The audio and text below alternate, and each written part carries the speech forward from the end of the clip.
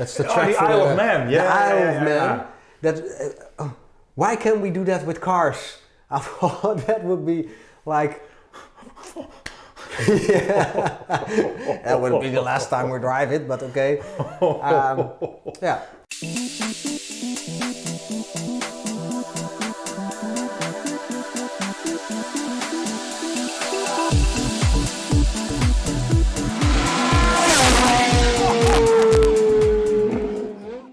Hi there, welcome back. My name is Mark and welcome to the Man Cave. Today we are going to do something very different. Next to me you see my friend Mark. Say hi, Mark. Hi, Mark. Mark and I decided we wanted to find the ultimate Ferrari for you guys. And how we are going to do that? Good question. Every episode we are taking one specific Ferrari model Mark and I like. We are going to tell you guys all we know about that Ferrari, and we are going to try to find what makes this model special. At the end of the episode, we are going to rate it from 1 till 10 on looks, performance, nostalgic, usability and our personal taste. The average will be the ranking, and after a while we will know what Ferrari is the ultimate Ferrari for you, us Ferraristi. And you think this is going to be a surprise for them? You're right. Of course the 250 GTO is going to win this. Nah, 250 LM. Yeah, but what about the F40? Could be. Short wheelbase? 308? No. I know a better one. 288 GTO. I just think we proved the world that we need to find out what's the ultimate Ferrari, and let's start with the 288 GTO.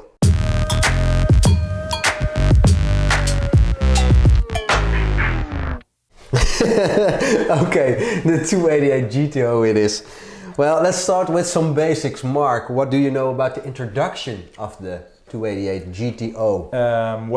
Enzo announced the GTO back in September '83, and on the Geneva car show in March '84 it was introduced. Okay, cool. But why did Ferrari actually build the 288 GTO? Because they already had the 308.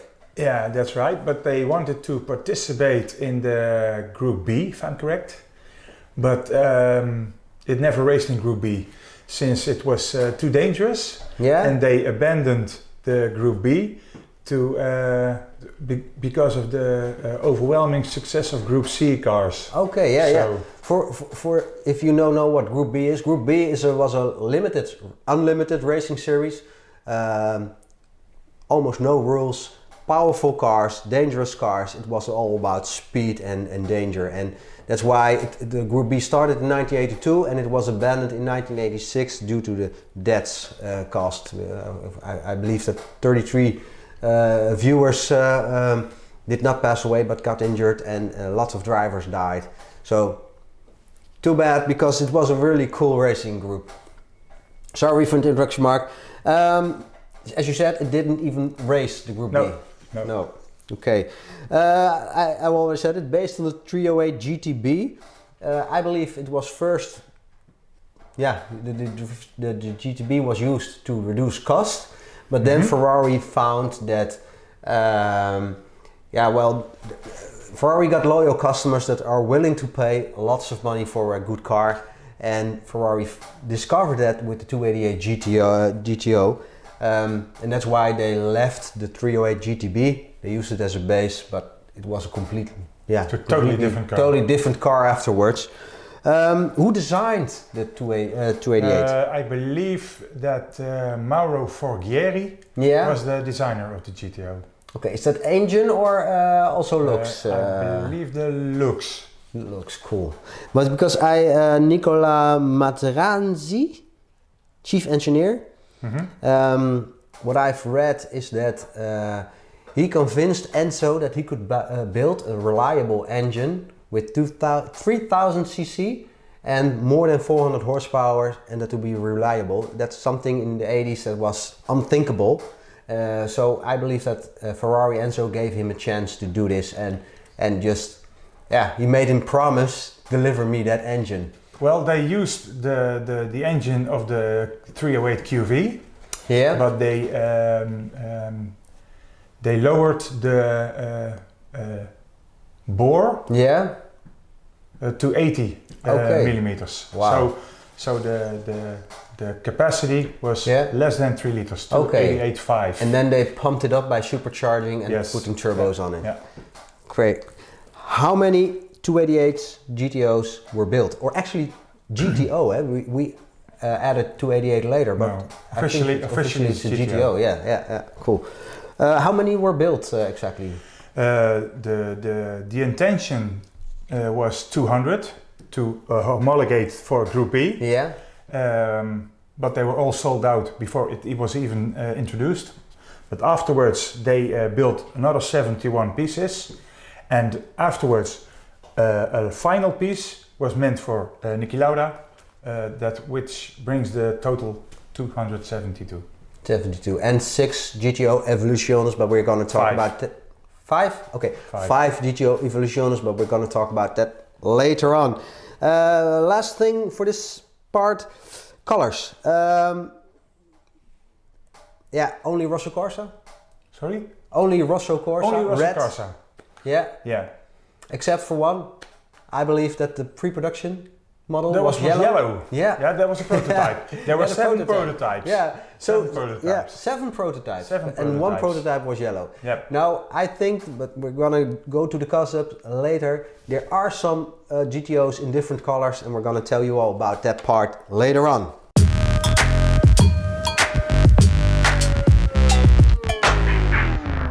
So the 288 GTO has a twin-turbo V8 engine that produces roughly 395 brake horsepower.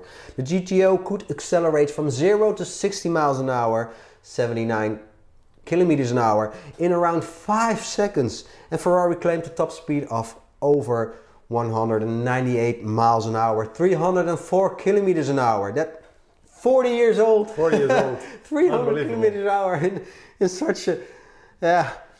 It was the fastest road street legal Ferrari production car and of all time. Most powerful. And the most powerful. What do you know about the engine? Well, it was longitudinally mounted. What a word! Longitudinally. In line with the gearbox, and to fit the differential, it had to be mounted longitudinally. Okay. So that leaves no trunk. No trunk? No trunk in the back. So no golf bag? No golf bag? You just got to take all you have. Just a toothbrush. Put all your clothes on, put your toothbrush in your chest and then go camping. Sleep on the outside. Wear your sleeping bag or something. This car was not meant for road tripping. No. Travel light. Travel light. We already talked about Materazzi. Nicola Materazzi. I love the Italian names. Let's be honest. All the guys worked on the Ferraris like, well, it's so. We Dutch. Mark. Yeah, my weird name. Double Den. Double D. Yeah, come on. Yeah. Be honest, the Italian, I love the Italian way, and the names are. But I already told you, he showed confidence that 400 brake horsepower on a 3000cc engine could be reliable. So Enzo Ferrari said, well, I'm giving you the task, but you have to promise me that you will deliver. And he delivered. What a stunning machine. Yep. What can you tell us about the design of the car? Shortly after the 308 was introduced, they made a study model, the 308 Milichodi. And when we compare the design of the Milichodi next to the GTO, well, it's obvious. Okay. So we got the bulging fender flares, yep. Larger front rear spoilers. Yep. I'm just using because I'm smart, I use a card that I can... outside mirrors, the mirrors. Yeah, especially designed for the GTO. I like them. Yeah, do you like them? I like them. It's for me, it's a little bit too much, but it suits the car. Let's be honest. And why are they so big? That I don't know. I know they were not electrified. Yeah. They were manual. Yeah. At least I saw that in a YouTube film by David Lee. Okay. He had to adjust the mirrors by hand. Okay, cool. Yeah, 40 years old, huh? On a $3.5 million car. Just pick a screwdriver or just hit a tree or something. That will. Okay. Air vents borrowed from the 250 GTO, just like the ducktail. But then again, you say the Milicioni. Another Chodi. beautiful. Yeah, okay, that's right. Italian names. I love them. Italian for it. Yeah, 4 driving lights, 4. Yeah, we got them all. It's just. It started out as a 308, but it's a completely different car. Completely different car. And some dimensions. The wheelbase is 2.45 meters. The car overall length is 4.92 meters. Yeah, I know it all because I've got my little shorter than a 308. Is it? 5 millimeters. Yeah? Yeah. Ah, insane, because the wheelbase is 110 millimeters longer. That's correct. That's correct. But cool. the GTO is 19 centimeters wider. Wow. At the back. 19. And 11 at the front, if I'm correct. Wow. That's just. I don't think it will fit in here. Because the 308, yeah, well, maybe it just. Yeah. But did you know that the height was just 1.12 meters? So my daughter is 8, she's 1.45. She could already see above the car. It's like when you're sitting in that car. I think it's just to the waist. You're just, the funny part is, if you can afford a 288 GTO, not nowadays, but in the past, then you still have to be young when you can afford it, because otherwise, as a grandpa, you cannot get in the car. If I had a 288 GTO in here, my mother will not fit. No, I will not get her in the car. Or I will get her in, but she will never leave, and then, yeah, that will smell at the end of time.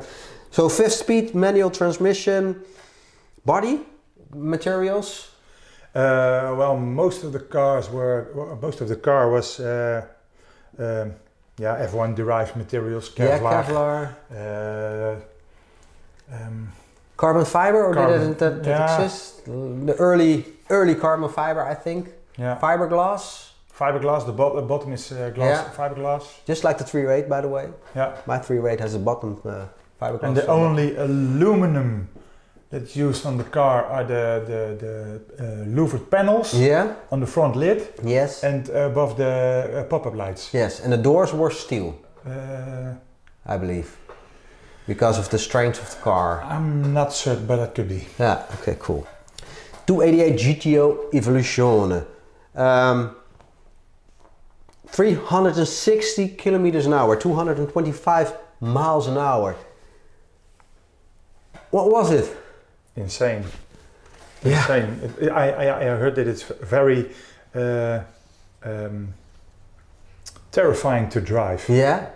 Yeah, I can imagine. I can only imagine. I know about the 308. There's no brake assistance, no steering assistance. You have to do it all yourself. Imagine that time, 1996. 1996. 1996? 1986. 86. Sorry.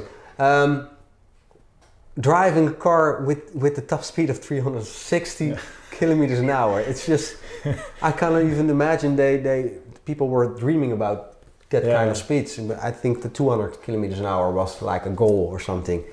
The F40 was the first car to break the.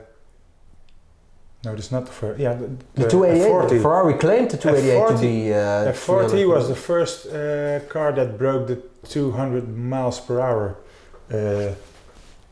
limit. Ah, okay. If I'm correct. Oh yes. I'm just. That's difficult because miles an hour, kilometers an hour is just like.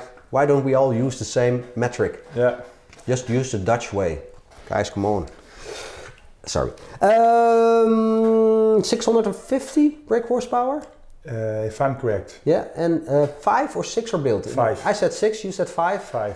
But why did they develop the 288 GTO? Well, it was first built as a racing model. Yeah. And after that they changed it to a development car for the F40. Ah, okay. I used to think that the Evoluzione was the one developed for the Group B, and that the GTO itself was developed for racing in purpose in all. but I was wrong about that part. By the way, Mark, did you know that Ferrari did not federalize the 288 GTO for the American market? If you wanted a Ferrari 288 GTO in America that days, you had to import it with grey import. Yep.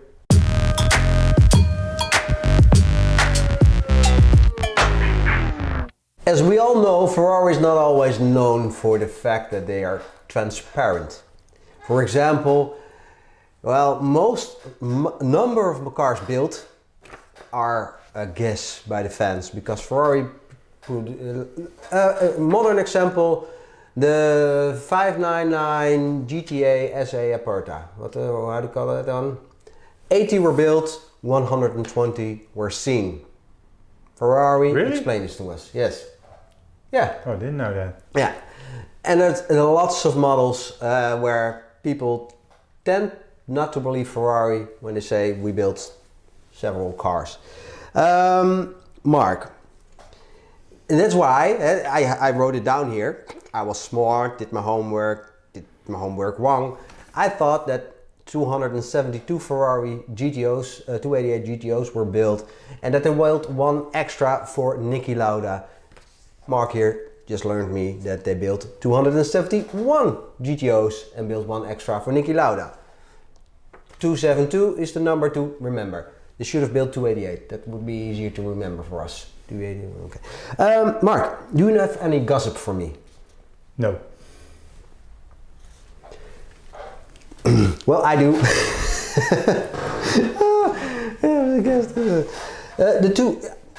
Using my note again, the 288 GTO was only boarded in Rosso Corsa, you know that? That's correct. Yeah? And you know that the pre-production car was yellow. That was a prototype. Yeah, but the Sultan of Brunei bought 4, 5 or 6 GTOs and they had different colors, so people believe that Ferrari made them differently. But that's not the reality, because Ferrari delivered Rosso Corsa, right-hand drive, left-hand drive 288 GTOs, and they were converted for the Sultan of Brunei to right-hand drive.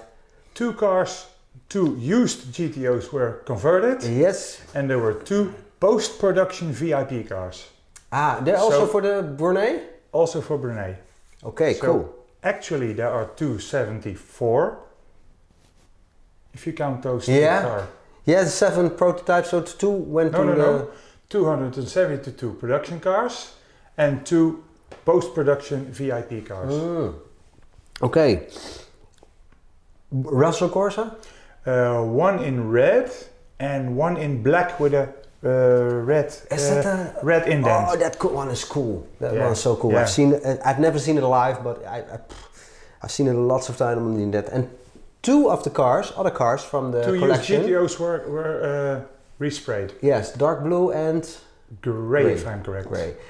And those 2 have left the collection by now, because they are in England, I believe. The black one is in England. The black one is in England. Okay, I thought that I've seen some pictures that they were. Okay. And did you also know that there was one guy that ordered, can you believe it, who ordered 288 GTOs, Rosso Corsa, left-hand drive, and he wanted, why would he need 2 exactly the same cars? Why would you order 2, I think. So he had one resprayed grey right after delivery. It was just on the truck, right to the painter, repainted grey. So he got 2 GTOs, one red one and one grey one. Insane. Too much money. Too much money. I wish I had. Well, at the time they were not that expensive. Yeah, that's true. That's true. 147 euros. That's about $150. I know we had to use the currency of that time. That's unthinkable. But I mean, the prices back then, like 10 years ago, you could buy a used 288 GTO for about 300 euros. And now 3.5 million if there's one for sale, because that's the other problem. There are just too little cars available. Yeah, in Barcelona there's one for sale for 3.5 million. Ah, okay. I'll be right back. Oh, sorry, I haven't got it. Sorry. If it's not sold yet. Yeah, I think most cars will be sold. Yeah. Just these cars are just not available for us simple No. guys. Yeah, for us anymore. Hey Mark, I see you brought some stuff with you. What Yeah. did you bring? Well, I was lucky enough to find this GTO press kit on eBay a couple of years ago. Wow. So this is actually the press kit of the Yep. 288 GTO. Complete. Oh my. The pics in the back. Yeah. The second Wow. consists of 2 books. Yeah. And what does it? Wow. This is like. Wow, amazing that you can have this. Is it worth a lot of money or something? Well, I found one yesterday, but Yeah. it had the cover intact. Yeah. It's got little folds, Yeah. little damage. It's 40 years old. So and that was on sale for almost 600 euros. Wow. This is so cool. Yeah. This is a must-have for every Ferrari to have in your closet, in your cupboard. Cool. Now you see all the battle. Ah, nice. So cool. Nice that you brought them. Yeah, I have to admit, I only have 2 models of the 288 GTO. A small one in 1-43, I believe I pronounced that correctly. Yes. Yeah. And I got another one in the blue, but that's like no detail. This is one that has a little detail. I haven't got any more models or more documentation, except for some books, of course, where you got all the big pictures. And Okay. I don't know about you guys, but I often sit just on the couch with the books and then just looking at pictures of Ferraris. Same here. Yeah.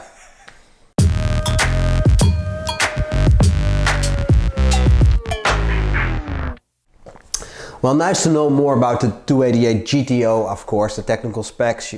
All that we say, you can find it on the internet if you really want to. You can correct us if you want to, that's not a problem.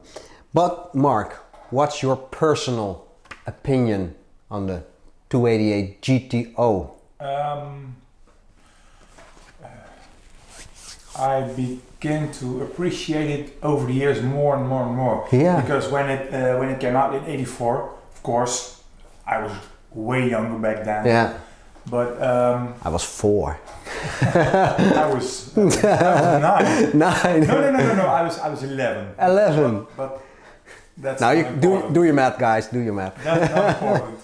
But it was not as it didn't look as special to me as it does now. It's also because the supercar thing Yeah. wasn't a thing back then. Yeah, It was yeah, just, right. Yeah. It was just a limited edition.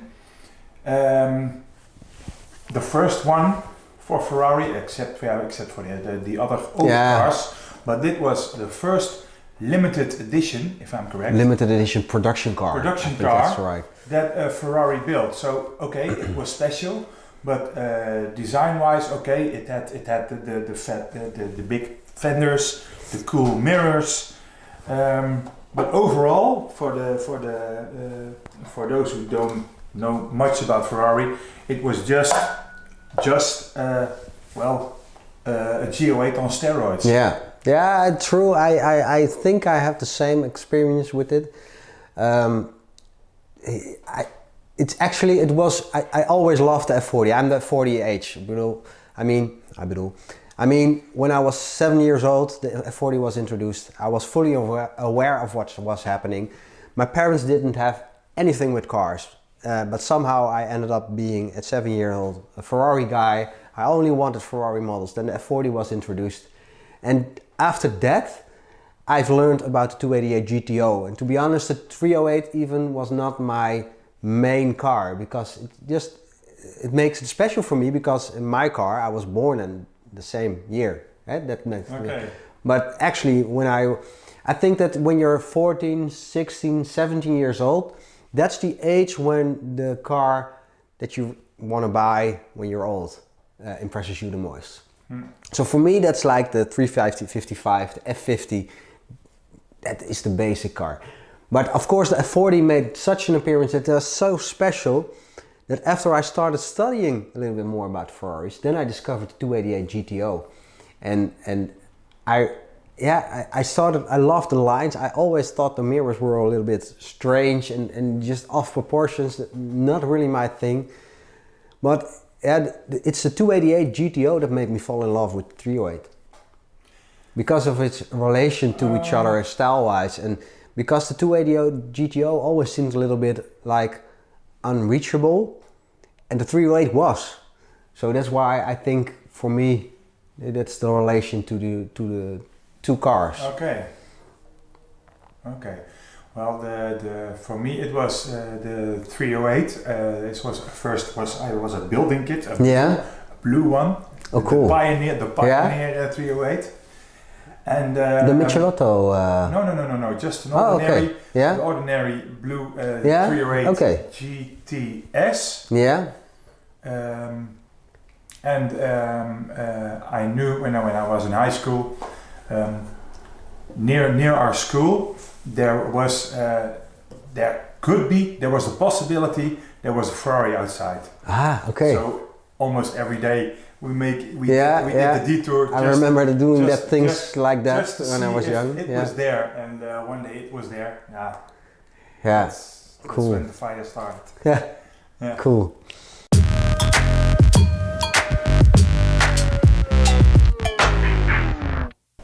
Mark, did you ever see one in real life? Stupid questions, stupid answers. Well, I mean, what was your first experience seeing one in real life? Well, I've probably seen it several times. First time I do not remember exactly, but I do remember that at the racing days in Germany on Nürburgring, there was one out in the open, and really cool. It was surprisingly small. Yeah, that's because it's the same size as a 308. No. And it was smaller. Slightly smaller. But it's awesome. Awesome. I remember I saw my first GTO when I was about, I think, 10 or 11 years old in real life. It was at a car show, of course, behind the fences. It was a Corymans collection that was presented. I don't know if it was Corymans' car or it was a car that was being sold at Corymans. But that was the first time I really saw one in real life, and I didn't really notice it. I got some pictures, but all those pictures were about the F40, and the 288 GTO was on it. In 2003, I've been to Corymans for a meeting with the Ferrari club, and there was his personal 288 GTO was in the cellar, and then somehow I fell in love with the shape.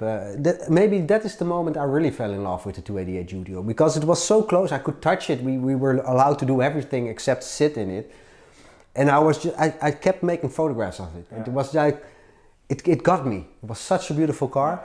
Then I've seen it several times I remember one at Viva Italia at Zandvoort or something, I don't know the event called. Yeah, something like that. It was on Zandvoort, and there was one GTO driving around, but I couldn't find it in the paddock, so I couldn't see it close. There was a Evoluzione also there. I found that one, but I don't know if it's a real one. Yeah. I think it was like 2004 or something, 2005, I don't know, but I can't remember. And I've seen one at the Spa. Van Corson was driving around at the circuit, but then again, you could not go close. And after that, I haven't seen, at the car shows, every car show has one 288 GTO, of course. But that's good, because that's the only way nowadays we can see them in real life. But that's my experience with the 288. Yeah. Well, did you see the 288 GTOe once? Yeah, once just on Zandvoort. I don't know if it's a real one, but I was pretty. Was pretty was awesome. it the one with the white stripe?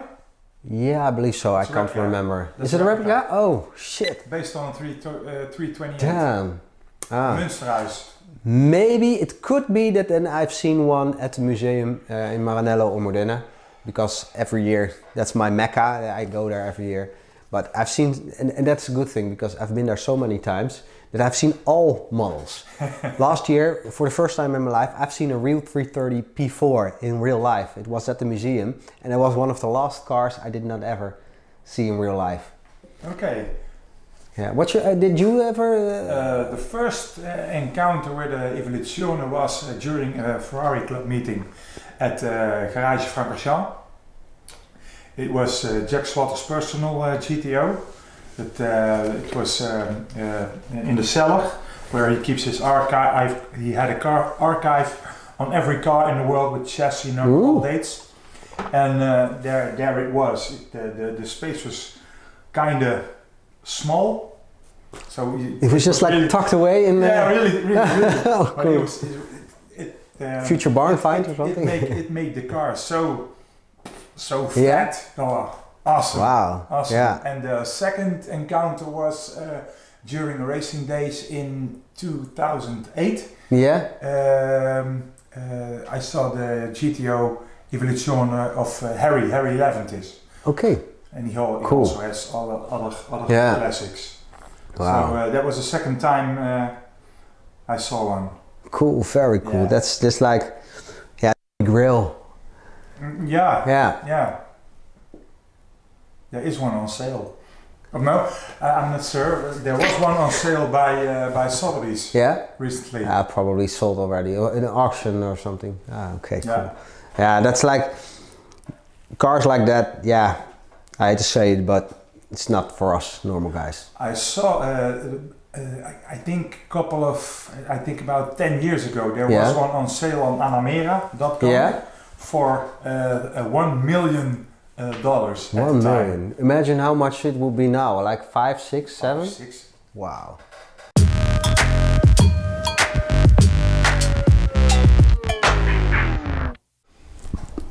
So it's safe to say we like it, right? Of course. Yeah, it's time to rate it. Yes. And if you forgot what we are about to do, I'm using my letter again. I will repeat this only once. We are going to rate the 288 GTO from 1 till 10 on looks, performance, nostalgic, usability, and of course our personal taste. The average will be the ranking, and after a while we will know what Ferrari is the ultimate Ferrari for us, Ferraristi. And I'm gonna write it all down on this little clipboard. So Mark, what do you think about the looks of the 288 GTO? Awesome. A fair 8. A fair 8? Yep. Wow. Okay. I'm gonna give it a 7. Why? No, 7.5. And I'm gonna explain to you why. Because of the mirrors. Yes, I hate to say it. Yeah, I hate to say it, but it's just the mirrors.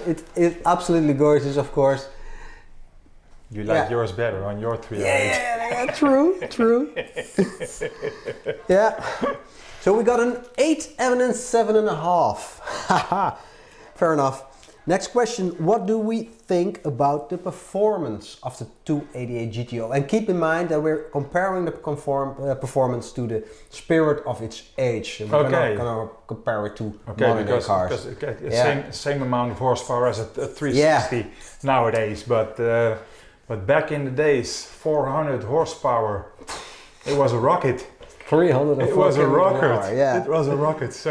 So I'm gonna say a big fat 10. A big fat 10. Yep. Whoa. Yep. Bomb. Nothing could beat it at the time. No, true. It's just like it was the ultimate road car, and it was competing with the 959. Yeah, because in contrary, you just told me that off camera, it was not a 40. The 959 competed with what? With the 288 GTO.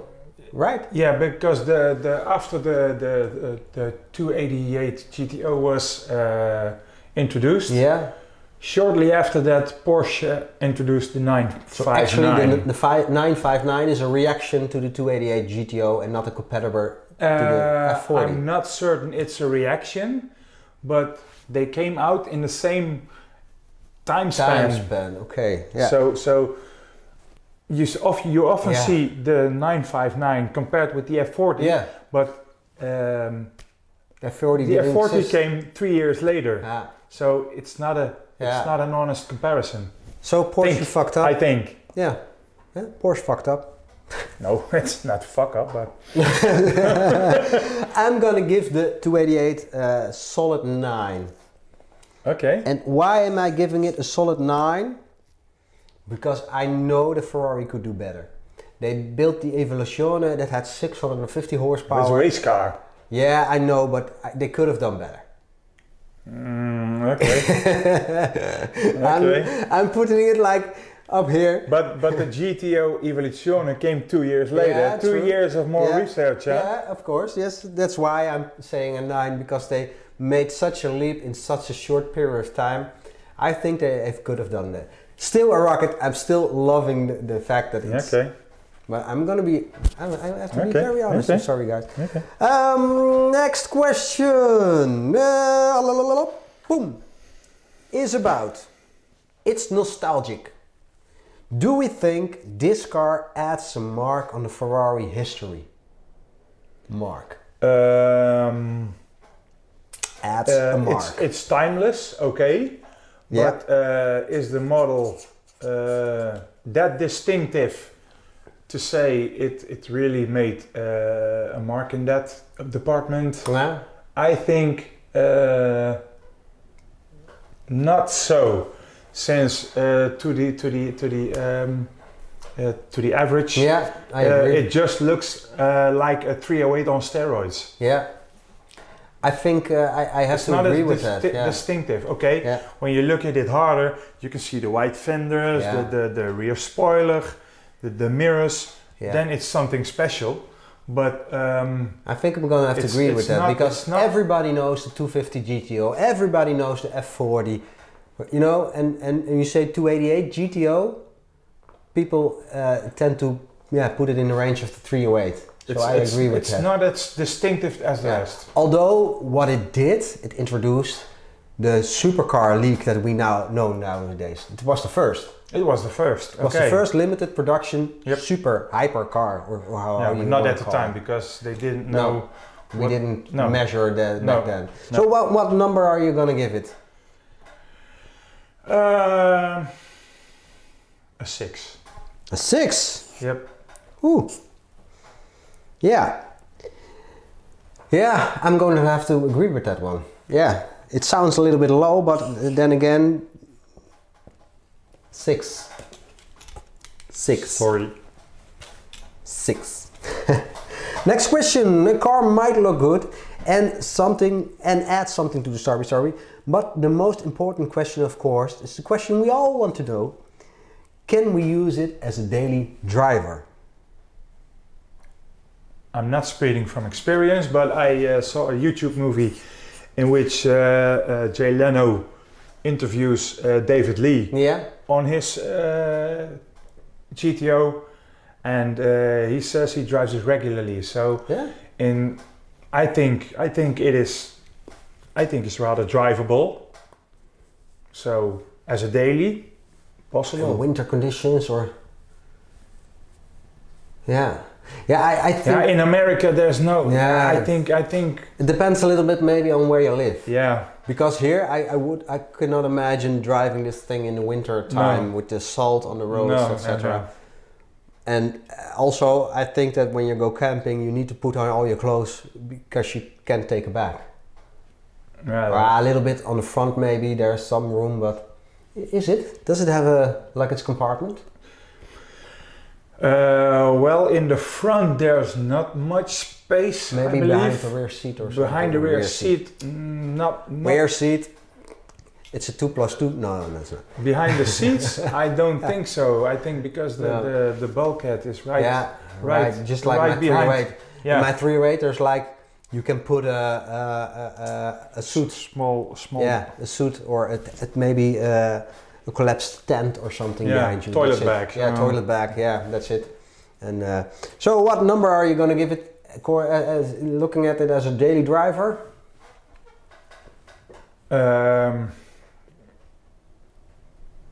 6. 6. Yeah, I'm finding this one hard because, to be honest, apart from the prices, imagine I could be, I would be wealthy enough to buy one. I think I would do like David Lee. I will just fucking drive it. Yeah. So I'm gonna, even though it might be hard, but you can always put a roof rack on it. I'm gonna give it a 6.5. Just be brave. Last question. Mark, you will probably say this to all Ferraris, but if you can give the GTO a personal overall score, what will it be? What will it be? What will it be? 7.5. 7.5. It feels a little bit low for you because I there's so many. Yeah, that's true. There's so many. Yeah. I have to make a choice. Yeah. Yeah, 7.5 is not bad, right? No. I wish I had 7.5 when I was back at school. I was like, 5.5 is enough. We didn't need no 7. Come on. Yeah. I think I already mentioned that the 288 is not. Well, I have a personal list every month when the how do you call that? The staatsloterij. The lottery. The lottery comes. I still have a dream that I will win it one day, like every. Don't we all? We all. And then I have a list, and I update that list every month. I always watch on what's for sale on the internet and what my personal opinion at that moment.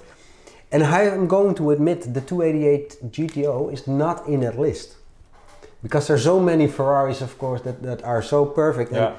And cars like the 250 GTO is definitely not on my list because I just cannot imagine that a car like that will ever be available. And to be honest, even if it is available and even if I do have the money, I doubt that I'm willing to pay so much for a car. But the 288 GTO, is, like I said, is not on that list.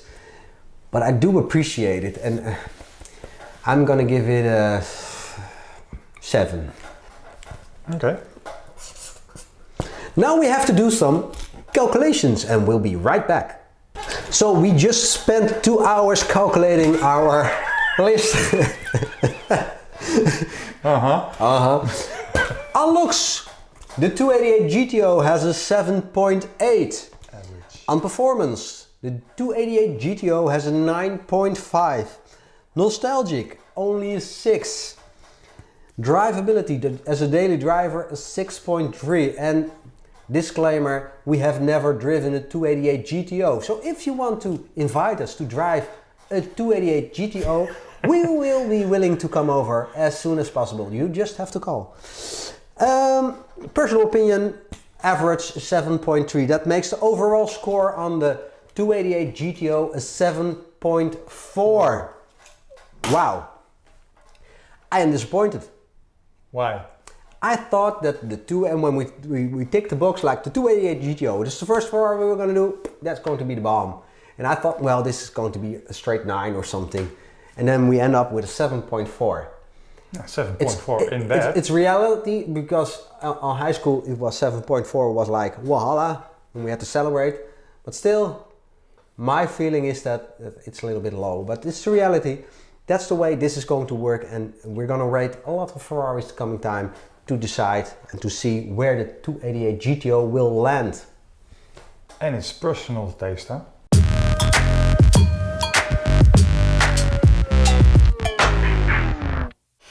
So we're almost done, Mark, but I've got one question left that we all want to know, or I want to know. If you can take the 288 GTO with you for one weekend, just drive it, where would you take it? Tuscany. Tuscany, wow. Mountain roads. Mountain roads, great views, great weather, nice roads. I've been to Tuscany back in 97 and 2007. And it's like coming home. Yeah, cool. Yeah, I have to agree that I think that driving the GTO in in its home base, of course, because it's almost like home, would be fantastic. But to be honest, and maybe the 308 is not here, but that's something I would like to do with the 308 or something. And I think the 288 might be a little bit more suitable for that, because I would also like to take that car on back to Sweden or something. Just crazy rally stage roads and do an Arctic tour or something. I think that if there's a Ferrari that's suitable for doing that, it's that GTO. in my opinion the 288 GTO is the right one. Not too powerful? Yeah, it is. Because of the turbos? Yeah, you have to watch out for the trees, I guess.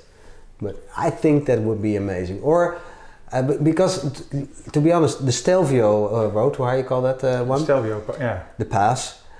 I think that road would be very suitable for a 355 or like the more usable road cars. Okay. That's nice to play around with. When I think of the F40 or something, then I don't match them with those roads. I match them with the racetrack. Yeah. And for me, the 288 GTO is either I don't see it on Spa as a natural habitat. Somehow I feel like this car belongs to a rough terrain. Yeah. Like that's the Group B, Mille Miglia, going to cities on full speed. Or that's why I think a rally stage, and that's why I said Sweden. Why not? I think that would be great. Or you have the Isle of Man. That's the track the for Isle of Man. Yeah, the Isle of Man. yeah. That why can't we do that with cars? I thought that would be like. That would be the last time we drive it, but okay. Yeah, I think that will be crazy. But and you know what the future's gonna bring? Yeah, maybe I think after here in Europe, 2035 is the last year that we're gonna have new combustion engines in cars, because then after that they are forbidden. And I think that 10-15 years after that we're gonna have a problem with our cars, because I'm not gonna buy a car after 2035 anymore, because I need combustion then. I believe that after 2050, it's totally done. Then that's the goal year that I should have been moved to a country that will allow, because believe me, there will be a country in this world, on this planet, that not gonna do this. Like China, we're gonna have to speak Chinese or something. Then we or maybe Arabia. How do you call it? Dubai. Maybe we should move our cars there and start living there. But that's the reality. Meanwhile, we're gonna drive to Sweden. Okay. I'm just playing that. Okay. Yeah, we have to get back serious. Mark, I want to thank you so much for being here and joining me and giving me all this new knowledge. So say hi, Mark. Bye, Mark. Hi, bye. Yeah, okay. I want to thank you for watching and hope and listening. This is a video podcast and I hope you really liked it. We like doing it. Next time we're going to do a new model. I'm not going to tell you what one, but we already are thinking about it. Meanwhile, I want to thank you and say goodbye. Yeah, and don't forget to like, subscribe. Nah, we're not going to. Thank you for watching and listening. Goodbye. Bye. Ciao. Ciao. Ciao. Ciao.